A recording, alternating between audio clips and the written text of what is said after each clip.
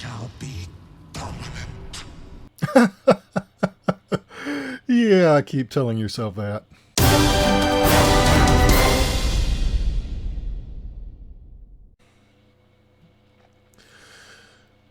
Keep it clean, Michael. You're monetized now.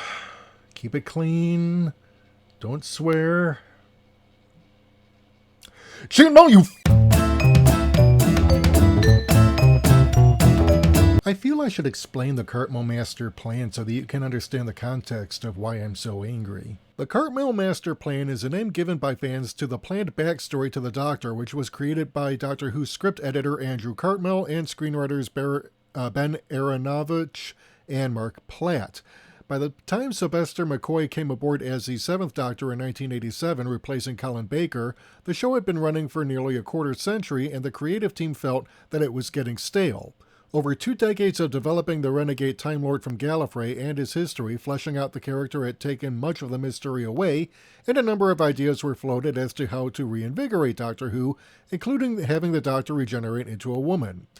That's right, that idea was not new when Stephen Moffat began hinting at the possibility way back in New Who Series 6, and Chris Chibnall actually did it in 2017 during the Christmas special. Now, on its face, this was not actually a bad idea if it was properly carried out. Explore different previously unexplored facets of the Doctor's alien physiology and culture by bringing up the ability to literally undergo a genuine sex change. Unfortunately, Moffat's and Chibnall's ham-handed realization of that concept turned a lot of fans off. But I digress. The Cartmill Master Plan was intended to restore some of the mystery surrounding the Doctor by hinting that he was more than a mere Time Lord. In fact, the plan was to gradually reveal him as a genetic descendant of a being known only as the Other from Gallifrey's early history.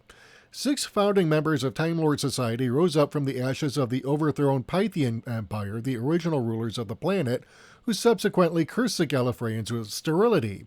Turning to technology, Rassilon and his fellow founders created devices called the Looms, machines capable of taking extant genetic material and weaving it into a live infant, who would then be placed with a designated family.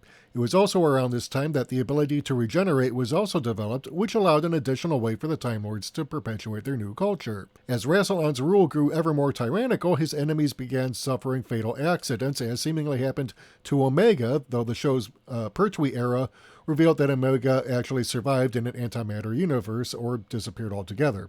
Seeing the writing on the wall and having no means of escape, the Other defied Rassilon by leaping into the loom vats and mixing his genetic material with what was already present. Well, as blazes of glory go, I can think of worse ones. But here's where the master plan gets a little complicated. Eons later, the Other's genes were pulled from the loom vats and used to make 10 or so new Gallifreyan children, a group that included the Doctor, the Rani, and the Master. The master plan implies that the Doctor is basically a genetic descendant or perhaps a reincarnation of the Other, and that he is somehow aware of this on some level.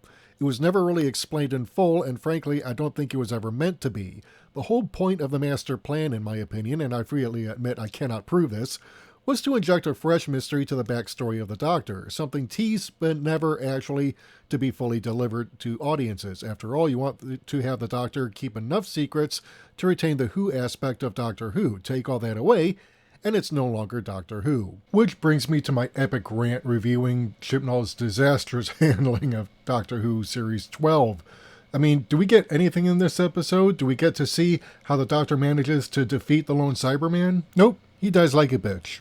Does the Doctor have a final confrontation with the Master for having murdered the Time Lords? Well, not really. No. No, we just get a rehash of Series 8 cliffhanger where the Master reveals that he's allied with the Cybermen, using the bodies of the dead to create a whole new generation of them. I mean, there's nothing original here. And as much as it pains me to admit it, Moffat actually did it better. Which doesn't really say much, but, you know, there it is. Moffat actually pulled this better because at least it added to an existing story arc. You know, as shitty as he handled it, you know, he at least went ahead and used the Cybermen concept, resurrecting the dead, to build a new army of Cybermen controlled by the Master, or in this case, Mistress, aka Missy, because, you know, it worked into the story. Here, Chibnall is just ripping off that concept just to kind of throw it in there because, he spent all this time building up the subplot of the lone Cyberman and, just basically doing nothing with it. It goes nowhere. So there's really no need for this shit to be in here. None. So derivative, in fact, that in Europe it's considered plagiarized. Does the Doctor ever have to confront the consequences of her bad decisions throughout Series 11 and 12? Time to get real.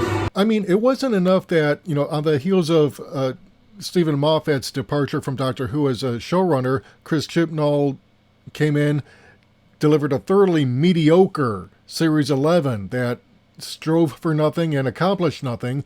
No, he had to try and reverse course by promising something big and epic and Doctor Who universe shattering, and only ended up delivering a bunch of rip-offs from New Who and completely obliterating the history of Classic Who. That's all he's done. Seriously. I mean, what's really awful about this, what really pisses me off more than anything else, is that the bones of a good story were here. The bones of a good story. Because you've got the concept of the timeless child, okay? And where the technology for regeneration actually came from, you could have had it where the timeless child is a source of the regeneration energy or particles that Rassilon uses to develop the technology that allows Time Lords to regenerate. It could have been a situation in which the Doctor discovers that, this thing that is so endemical to Time Lord society that actually helps define who and what Time Lords are, their ability to renew themselves periodically, was stolen from a member of another species. And, then she has to confront this and come to terms with the fact that, her life, all her lives, basically, in fact, all of Time Lord's regeneration cycles are the product of theft. And you could have had it where she had to confront this fact and learn and grow as a character and try to make right by it. But Chibnall was not satisfied with that. No, he had to completely rewrite the history of Doctor Who because he is so bereft of ideas that he has to steal from other people. And that's what's really disappointing about this, because at the heart of it, and the reason why the Cartmel Master Plan was such a bad idea, and why it's such a bad idea now with the Timeless Children concept, is that, it removes the history of the Doctor. It removes the mystery behind the Doctor, because now the Doctor is known. And you can't call a show Doctor Who if you know who the Doctor is. And also, this completely obliterates the Doctor as any kind of hero, because as others have pointed out in various videos on this episode, the Doctor is special because of what the Doctor chooses to do. Because previously, the Doctor was a member of elite Time Lord society, elite Gallifreyan society, the Time Lords are the elite, but the Doctor chose to leave Gallifrey and go on the run, partly because, the Time Lords had all this wonderful technology but never used it to accomplish anything, and so the Doctor left Gallifrey to fight evil and to help others, to make them better people. And that's what made the Doctor special, because of what the Doctor chooses to do. But Chibnall, what he's done is he's gone ahead and said, no, the Doctor is not special because of what he or she chooses to do. The Doctor is special because she was always special. And the tragedy of this is that previously, before all of this mess, audience members, especially kids, could look up to the Doctor and say, hey, I can be like the Doctor someday, and maybe I won't go around the galaxy through time and space and saving, various people, but, I can accomplish things that are special because I can choose to do something with my life. It's got nothing to do with who I am or what I was born into. No, it's because of what I do with my life. But Chibnall is saying, no, you are never going to be special because you are not born special. It insists upon itself. I mean, seriously, what kind of message is that to give to children who are watching this show at home with their families? It's no kind of message at all. It just says, no, you're never going to be anything that matters because you're not the Doctor. You can't even try to be the Doctor because, you're just a plebeian. You're a peasant. And is that the kind of show that you want? No.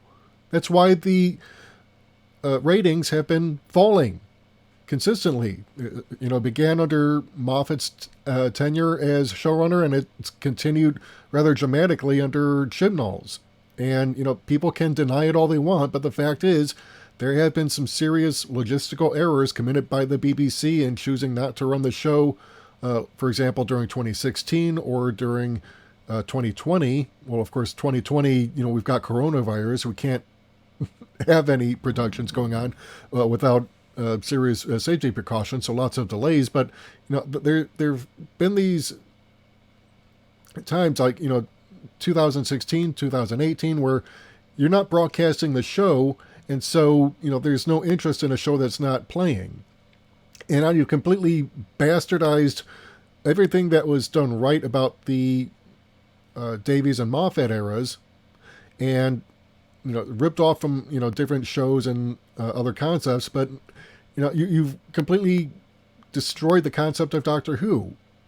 The Doctor is no longer mysterious. The Doctor is now a known quantity. Doctor Who is no longer Doctor Who. Doctor Who is now Dr. Timeless Child. And who the hell wants anything like that? Anyway, let me know what you think in the comments. I want to hear it from you. If you like what you heard and you want to hear more, hit the subscribe button and the bell icon to receive notifications whenever we upload new content. Like this video, share it. If you want to help support the channel, keep the lights on, help us bring you more content, head over to our Patreon or our Ko-fi page. We can't do this without you. Until next time, this is Michael Wilk for The Wilk Report saying take care. Good night. I'm out.